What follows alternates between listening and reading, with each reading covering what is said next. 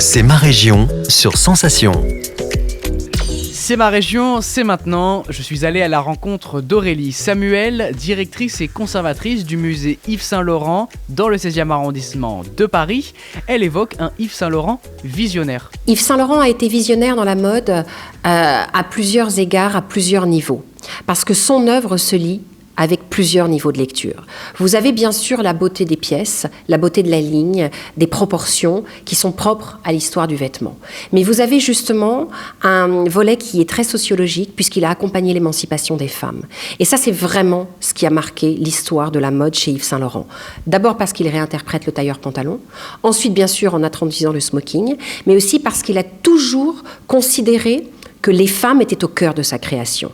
Il ne dessinait pas décorrélé d'une femme. C'est la raison pour laquelle, lorsqu'il dessine, il a déjà en tête le mannequin qui va porter la veste ou la robe.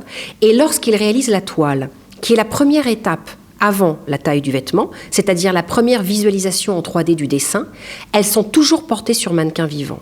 Et c'est justement pour ça que les vêtements d'Yves Saint-Laurent ont des formes. Il ne standardise pas sa création, contrairement à ce que font beaucoup de couturiers aujourd'hui. C'est toujours créé pour un corps, en mouvement. Et c'est ça aussi qui est extrêmement différent. Et puis bien sûr, le fait qu'il va valoriser ce patrimoine, ce savoir-faire, le fait qu'il connaisse aussi extrêmement bien le tissu, c'est ça aussi qui le distingue. Et c'est d'ailleurs la raison pour laquelle nous avons fait cette exposition aujourd'hui, les coulisses de la haute couture à Lyon.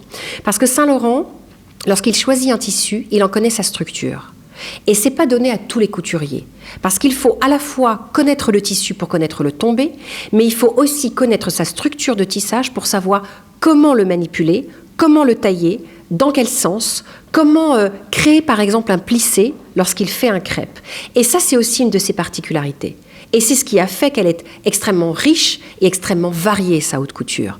Parce que la multiplication des tissus va multiplier les silhouettes. C'est ma région, c'est tout pour aujourd'hui. Rendez-vous demain pour mieux connaître l'Île-de-France sur Radio Sensation.